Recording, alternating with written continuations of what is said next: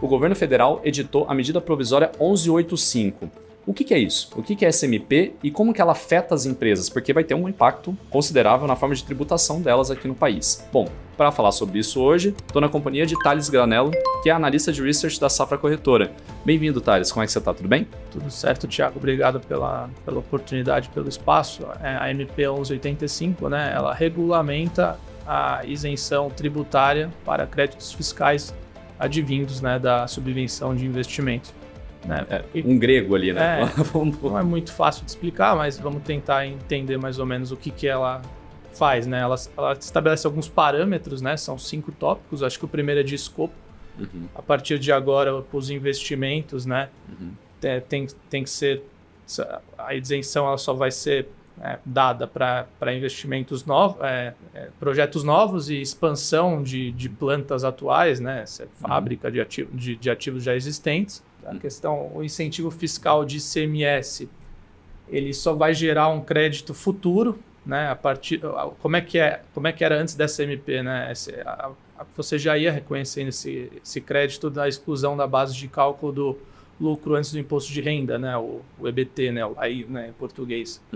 Também tem a questão do valor, né? Agora o valor desse que você pode abater, né, para gerar esse crédito fiscal, ele é relacionado à despesa de depreciação e amortização desse novo ativo, né, desse investimento que a partir de agora, um novo investimento ou a expansão de uma planta, né, de uma fábrica que você tenha para frente. Então, você só vai conseguir gerar esse crédito fiscal para frente. Né?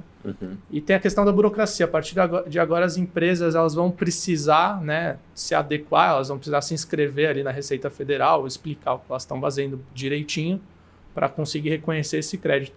E tem a questão, né, do prazo. Né? Como eu falei, agora esses investimentos só vão valer até 2028 e em termos, né, de dinheiro, assim, de caixa, né? As empresas vão conseguir reconhecer esses créditos fiscais para frente, né? Então ele vai para frente de 2028. Então, até 2028 ela pode fazer isso, mas até um pouquinho para frente, né, que é o tempo que ela vai depreciar, amortizar esse ativo, reconhecer esse valor e gerar o crédito no decorrer do tempo. São as tipo, que mudam em relação ao que estava até antes dessa MP, né? Certo. Até a gente, né, conversando um pouquinho antes do programa, tentando explicar o que é subvenção, né? Para quem está em casa e nos acompanha e está ávido por informação, está buscando ainda é leigo no assunto, né? Como é que a gente pode só achar um significado ali correlato, né, relacionado? É uma espécie de subsídio, de benefício fiscal, assim, de maneira mais simples de explicar o que seria uma subvenção. Né? Subvenção, subsídio, benefício fiscal para investimento que é relacionado à operação da empresa. Certo. Bom, beleza. Agora que você trouxe, né, para a gente aí de forma bem objetiva o que é exatamente essa MP, né, o que ela está alterando, os itens, né, item a item, aliás, queria te perguntar, né, no que isso agora de fato vai implicar para as empresas, assim, vai afetar o valor de mercado, lucro por ação, o que a gente pode esperar daqui para frente? Resultados, de repente, vai afetar? Afeta para todas as empresas que têm, né, esse benefício da subvenção, né, que usam da subvenção de investimentos para bater, né, ali a base de cálculo do LAI, né, do EBT, do lucro antes do imposto de renda. Isso diminui o lucro das empresas, né, e a partir na nossa análise, o que a gente considerou? Né, as empresas têm um múltiplo preço-lucro, né, a gente considerando que a empresa mantenha o mesmo múltiplo, né, você tem um lucro menor, consequentemente o valor da empresa também diminui. Então você tem um impacto no preço, no valor da ação, você vai ter um lucro por ação menor, né? Certo. Bom, e, né, como a gente está falando aqui sobre essa MP, né, a gente aqui no Safra a gente gerou um relatório, né? Sim. Inclusive teve a sua participação aí nas análises, falando sobre os setores, né, alguns setores, né, especificamente 2, né, que vão ser bem afetados, que devem ser bem afetados aí com essa nova MP, que é varejo e farma, tá certo? Correto. Beleza. Então, para a gente seguir na conversa aqui, né, quais os subsegmentos que seriam mais afetados, né, que devem ser mais afetados aí com a edição desse MP. MP, tá, pessoal, que é bom lembrar, que a gente vai falar ali também um pouquinho no final sobre expectativa, né, a MP ela precisa ser aprovada pelo Congresso Nacional para ela não perder validade, tá? Então o governo edita ela ali na caneta, mas para valer mesmo, o Congresso precisa votar, precisa ratificar, né, dentro de 120 dias. Já no final do programa a gente vai falar um pouquinho mais dessa expectativa, mas quais são os subsegmentos, né, que devem ser mais afetados, né, dentro dos setores que a gente está falando, né, varejo e farma, quais são os subsegmentos que devem ser mais afetados pela edição desse MP? Então, dentro do varejo e farma, né, que são os segmentos que a gente cobre, é o segmento de varejo de vestuário, calçados e joias acaba sentindo mais, né, ele tem bastante desse benefício, né, da isenção tributária de créditos fiscais para a subvenção de investimentos, né. Então, a gente estima ali com o fim, né, com 100% de corte, né, na MP, a gente estima ali um impacto de 24% a 40% no valor de mercado das empresas, com exceção da Lojas Renner, ela tem menos, então seria 11%, é um impacto menor. Mas ali também dentro do varejo alimentar, a gente tem empresas ali como, a gente vai falar para frente ali, do açaí, do Grupo Mateus, ali por volta de 30% a 35%. São as mais afetadas. Os setores, né? Subsegmentos. Subsegmentos. É um impacto extremamente relevante, né? Quando a gente fala de 30%, 35%. Mas isso é considerando 100%, né? Talvez seja menos, né? Mas a gente fez uma sensibilidade ali de 100 até 25, né? Tá certo. Bom, então já, né? Você citou Lojas Renner e a próxima pergunta que eu ia fazer para você era justamente isso, né? Agora que a gente falou dos subsegmentos, quais as empresas que devem ser mais afetadas e menos afetadas também, para o investidor ter um parâmetro dentro, lembrando, para você que está nos assistindo, dentro dos setores de farma e varejo, tá? Então, quais são as empresas aí? Então, dentro do varejo de vestuário, o Grupo Soma ele é bastante afetado, né? Por exemplo, ele tem aqui um impacto no valor de mercado dele de 33%, a Guararapes 40%, a Vivara 39%, né? Bastante, né? A Renner acaba sendo uma exceção, ela é mais resiliente dentro desse universo de varejo de moda, joias, né? Mas fora ele, também no alimentar, o Grupo Mateus com 32% e açaí com 35%, bastante impactados. E dentro do farmacêutico, né, que engloba tanto varejo quanto indústria, a Hypera 22% afetada, né, considerando o fim da subvenção de investimentos. Nesse caso, a gente também tem, vamos dizer, alguns que são menos afetados, né? Então a gente pode falar de Raia e a Drogasil, né, a RD e Panvel 8%, é um impacto pequeno. Acho que a própria Blau 5%, se eu não me engano, e o Carrefour também 5%, né, o Carrefour no varejo alimentar. Então esses seriam mais blindados e tem aqueles que não têm impacto nenhum, né, que são as empresas que a gente iniciou cobertura agora há pouco, que foram Smart Fit e Mercado Livre, e eles não têm nenhum benefício, né, uma isenção tributária de créditos fiscais vindo da subvenção de investimentos. Então, nesse caso, eles acabam sendo mais blindados e para o investidor que está buscando fugir desse risco, né, de MP, do governo que precisa arrecadar mais, talvez essas sejam as apostas mais, os melhores cavalos, vamos dizer assim, desse tipo de investidor que quer evitar esse risco. Beleza. Bom, isso, né, aqui a gente fala, né, bastante com o investidor, né, que é o nosso público também está dentro do nosso público-alvo, inclusive aqui do programa. Mas agora trazendo para uma realidade também mais macro, né, da população como um todo.